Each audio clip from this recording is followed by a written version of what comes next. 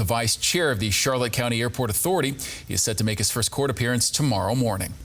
The NAACP here in Lee County wants to meet with the owner of the First Street restaurant, hoping for an apology on how they treated customers in a video that went viral over the weekend. The restaurant came under fire after being accused of racial discrimination when a group of women wanted to host an event at the restaurant, but they claimed they weren't allowed to following what they say were racially charged remarks.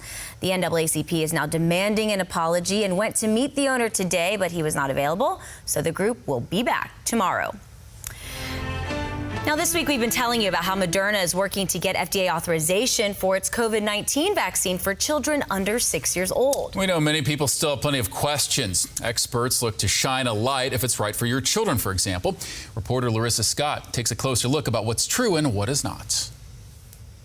Almost 12.8 million children have tested positive for COVID since the outset. And just earlier this year, we saw the highest numbers of pediatric hospitalizations due to the Omicron variant, a continuing concern for doctors should another variant arise. There's still a very small percentage of children overall vaccinated. Health officials fear parents are hesitant to get their children vaccinated for COVID because of all of the misinformation circulating, especially the fear that the vaccine causes severe side effects. The instances of severe reactions are minuscule. They are really, really rare. Doctors want to remind parents the most common mild side effects they see in kids after a vaccine are redness and soreness at the injection site, fever, fatigue, and headache. This is anticipated and not something to be concerned about. Some of the other myths about the COVID-19 vaccine include children who already got infected with COVID-19 don't need to be vaccinated, that the vaccine will impact their fertility or alter a child's DNA, and that they can get the virus from the vaccine.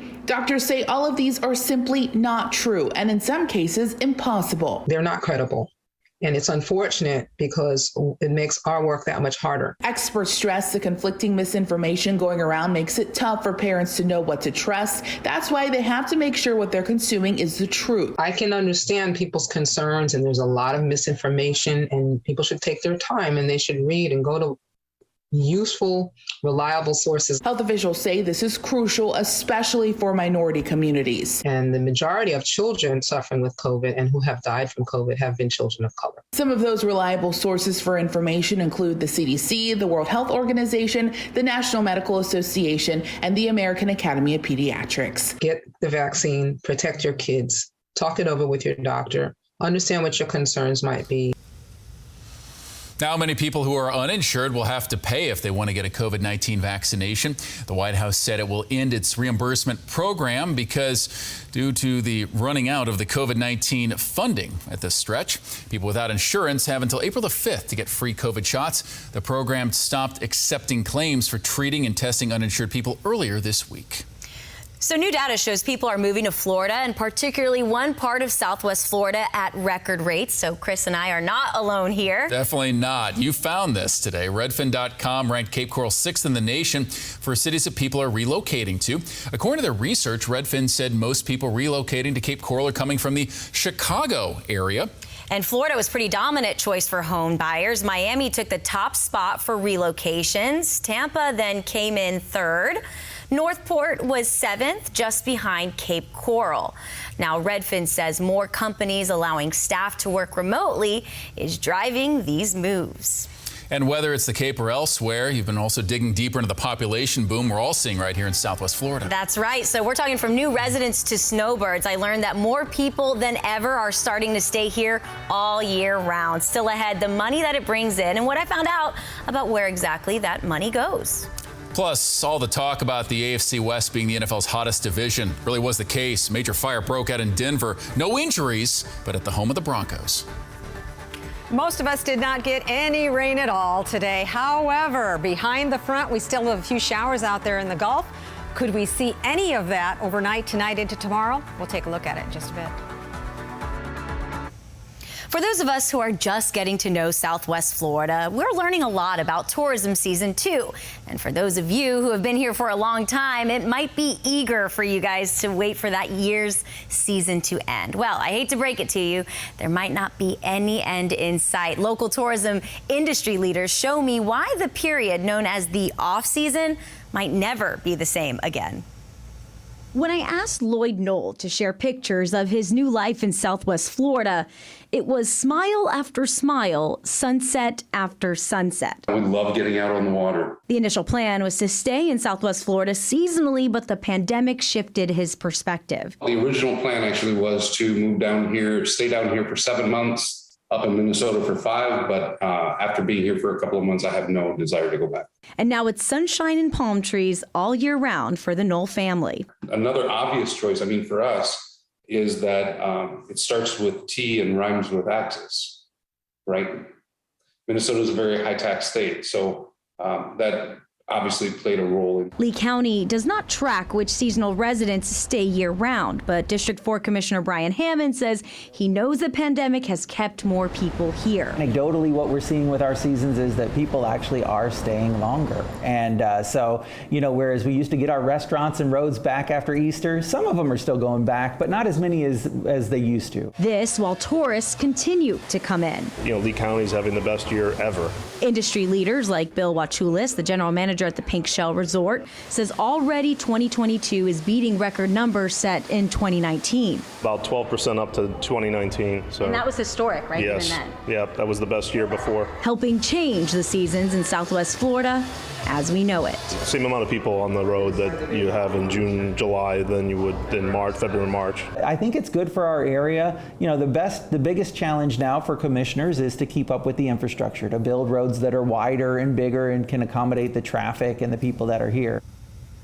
So by definition and on its website, the Visitors Bureau says our peak season is January 15th through April. But as you heard, those leaders say this year it looks like it's going to go peak season from summer all the way through August. And the latest Tourism Development Council numbers show that just this January, the Visitors Bureau collected $7.6 million in bed tax dollars. That's up 48% from last year.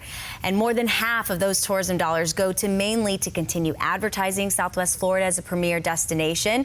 Some of it goes to beach improvements and restoration, and about 20% goes to paying off the debt for our baseball stadiums. Traffic in and out of Southwest Florida International Airport is also picking up significantly since last year. In February, there was a 58% increase compared to the previous February. Year to date, passenger traffic is up 55% at RSW compared to last year. Right now, gas prices are fluctuating. Seems to be a dime up or down a day, but also some concern about the summer driving season will send the cost significantly higher. AAA says vacation season could let the prices get up to $5 a gallon, perhaps higher. The Motor Club Federation says the national average for a gallon of gas right now is $4.23 a gallon. Oh, let's hope it doesn't go that high, but that's about 10 cents a gallon less than the recent record high. Already some gas stations in California have been charging as much as $7 a gallon. Gas prices have been inching upwards since Russia invaded Ukraine a month ago, which has had a tremendous impact on the highly volatile global oil market. And you might have to look to spend some money if you want to drive somewhere where it's actually going to rain a little bit, as certified meteorologist Cindy Pressler is here. I'm not going to give up hope. No, man, we're not here to give up hope. Not going to, tonight. I'm not going to give up hope. Okay. There still is a chance overnight that we could see some light showers by tomorrow morning, so I'm not going to give up just yet. Right now, it's not raining, though. We've got cloudy skies. This is our tower cam. This is brought to us by Shutters 239, so thank you for that. And yeah, I know we thought maybe we'd get a little bit today, but that frontal system just kind of broke up, didn't have the moisture with it, so therefore we are going to stay dry for right now. We need that rain so desperately. At this point, in the month of March, this is one of our drier months, granted. However, we've only picked up 43/100ths of an inch. We're over an inch now below average just for this month alone. January, February, and now March all have been below average as far as rainfall. The front has made it down to Collier County now, so we have a few showers that are trying to develop along that front there, but this is where my hope is coming from. There still are some showers across northern and central parts of Florida, so as the whole system begins to pull out overnight, possibly there is a chance for a shower yet by tomorrow morning. So right now, Collier County, that's about it. Everglades City, we've got a little shower there.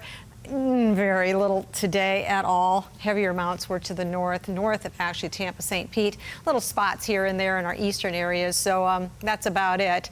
And you can see how this is being pushed out of here by much drier air. That trough of low pressure sitting back there, you can kind of see that dip with the flow. That's going to push this whole system out, bring in cooler, drier air. Here's our modeling. There's your little showers, 3 o'clock in the morning. You might find a sprinkle or two coming in overnight and then out of here. So we'll already see partly cloudy skies by 10, 11 o'clock in the morning. We'll go back to sunny skies, but it's going to be a cooler day, a comfortable day. Couple of fronts coming through the next few days, but both of those dry. There's just no moisture out there. This front that's coming through now just is taking all the energy with it, even though we've got very little of it. But this is really the nice part of this, overnight lows. Tonight, okay, 64 degrees, that cool air not in here yet. Tomorrow night, wow, 58 into Sunday morning, 54 Monday morning. This is some cool stuff. This is below average for this time of the year. And these highs over the next few days, 70s, you gotta love that this time of the year. 70s along the coast, 70s inland, 79 degrees at Page Field tomorrow, Lehigh Acres around 81. So yes, it'll be a little bit warmer if you go inland in the interior areas. 80 at Hall City, LaBelle, 81 degrees. It'll be sunny by the afternoon. Naples, Marco Island, very nice. Lely, Orange Tree, about 79 to 80 degrees there as well. So the rest of tonight, mostly cloudy skies. And again, there could be a sprinkle overnight into early tomorrow morning. 75 now, but the clouds are going to stick around. 64 ought to do it for a low. North winds at 5 to 10. Tomorrow's high is 79 degrees, but that humidity will be gone. Say goodbye for a few days. Beautiful Saturday, Sunday. Monday it starts inching up, and by Tuesday we're back to 80.